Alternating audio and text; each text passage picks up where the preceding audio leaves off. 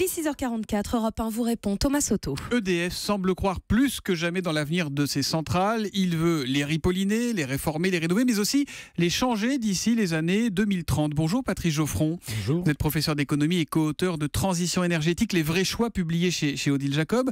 Le patron d'EDF, Jean-Bernard Lévy, n'a qu'un mot à la bouche, EPR. Il veut remplacer toutes nos centrales à terme par des EPR. Mais je croyais qu'on n'arrivait déjà pas à finir de construire l'EPR de Flamanville notamment. Il n'a pas qu'un mot à la bouche parce qu'il parle de beaucoup de choses et également de renouvelables. Alors naturellement, on a l'oreille qui se dresse plutôt lorsqu'il évoque le nucléaire. Et dans ce domaine, effectivement, il envisage la perspective à partir de 2030, période durant laquelle on va devoir commencer à remplacer les réacteurs existants. On sait que ce seront des EPR différents de Flamanville. L'idée, c'est pas les mêmes.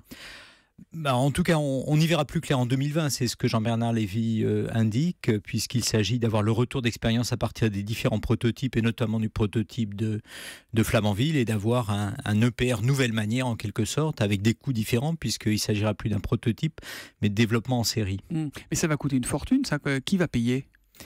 Alors ça va coûter une fortune, ça va dépendre... Il y a aujourd'hui 58 réacteurs en France. Oui, ça va dépendre du nombre de réacteurs qu'on sera conduit à développer. Lui évoque la proportion de 30 à 40. Il faut savoir que dans ce domaine, il y a pas mal d'incertitudes puisque la loi prévoit de limiter à 50% la part de nucléaire dans la production d'électricité. Ça, c'est la loi sur la transition énergétique. Et aujourd'hui, on est à quoi ? On est à 77%. On est à 75 à peu près. Voilà, l'idée, c'est de glisser de 75 à 50. Mais tout va dépendre de la quantité d'électricité, puisque c'est le pourcentage d'un gâteau, et donc tout va dépendre de la taille du gâteau. Et en 2030, il y a quand même énormément d'incertitudes. Il y aura certes beaucoup plus de véhicules électriques. En revanche, il y aura dans nos habitations plus d'efficacité qui conduiront à utiliser moins d'électricité, probablement pour nous chauffer. Comment ces deux phénomènes vont se combiner ? Il y a pas mal d'incertitudes, ce que Jean-Bernard Lévy reconnaissait d'ailleurs lui-même sur votre antenne, dans l'émission de Jean-Pierre Elkabbach il y a une dizaine de jours. Mais il était beaucoup moins affirmatif que ce qu'il dit ces jours-ci, là, ce qu'il a dit vendredi, non ? Et on a l'impression qu'il a un peu fait évoluer son discours en 10 jours, Jean-Bernard Lévy. En tout cas, on se plaignait collectivement, on était très inquiets finalement que le nucléaire ne soit pas sous la férule d'un patron. Désormais, il y en a un. Et c'est lui, c'est ce qui Désormais, montre il y en a aussi. un et c'est lui. C'est propre, un EPR ?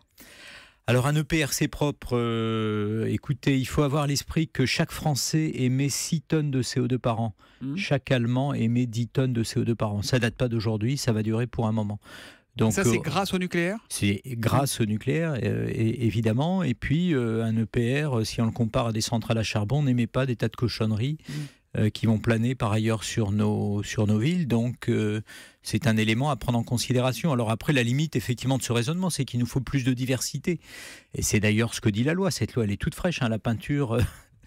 n'a pas encore eu le temps de sécher puisque c'est une loi qui a été votée en juillet 2015. Et cette loi prévoit qu'en 2030, 40% de notre électricité soit produite à partir de renouvelables. Et c'est pour ça d'ailleurs que les écologistes sont furieux. Ils parlent d'une aberration complète, d'une nucléarite du patron d'EDF. Ils ont raison. Est-ce que c'est pas le moment d'aller développer plus le solaire, l'éolien, etc. Dans les commentaires, chacun est dans son rôle. Simplement, c'est pas Jean-Bernard Lévy qui va décider le nombre de PR après 2030. C'est assez largement le marché, si on peut dire, en fonction des progrès techniques qui auront été faits.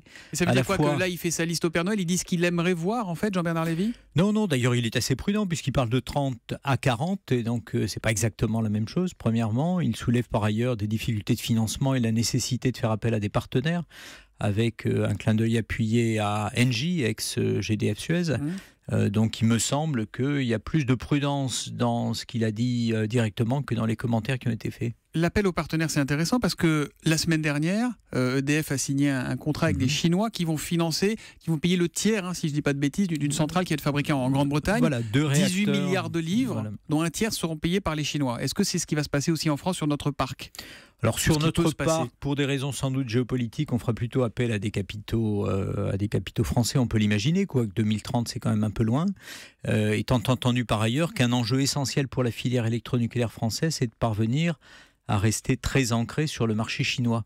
Les développements essentiels à l'avenir pour les nouveaux réacteurs et l'accroissement du parc se feront plutôt dans l'Asie émergente qu'en Europe, c'est une évidence, même si on aura de ci, de là, vous citiez à l'instant le cas britannique, quelques nouveaux réacteurs. Pour l'essentiel, l'extension du parc se jouera en Chine. Est-ce que ces EPR, nouveaux modèles, donc, qui sont destinés à se développer en France, sont plus sûrs que nos centrales et nos réacteurs actuels?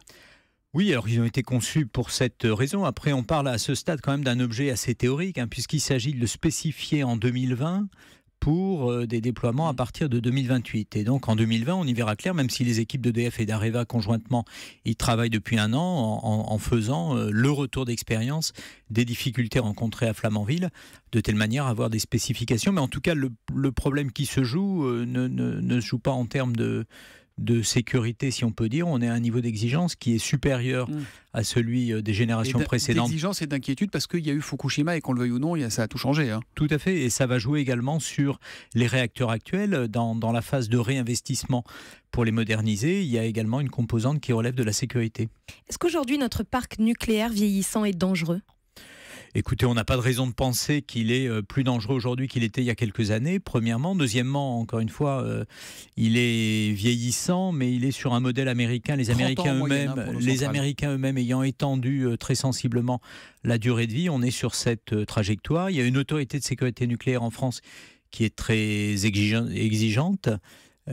Très attentive et qui par ailleurs est indépendante. C'est un élément qui est tout à fait important, évidemment. Dernière question de Juliette sur Europe1.fr. Et sinon, la fermeture de Fessenheim, c'est pour quand? C'est évidemment la plus médiatique de nos 19 centrales, Fessenheim. Alors la fermeture de Fessenheim, nous dit Jean-Bernard Lévy, c'est pour la fin 2018. L'idée étant d'avoir une substitution au moment de la mise en service de Flamanville, de fermer Fessenheim. Que ce soit neutre en termes de production, en fait. Voilà, parce que la loi prévoit une limitation en termes de capacité de production nucléaire et on ne pourra pas faire les deux, garder Fessenheim et ouvrir Flamanville. Merci Patrice Geoffron d'être venu sur Europe 1 ce matin. Je rappelle le titre de votre livre, Transition énergétique, les vrais choix, qui est publié chez Odile Jacob. Merci, bonne journée.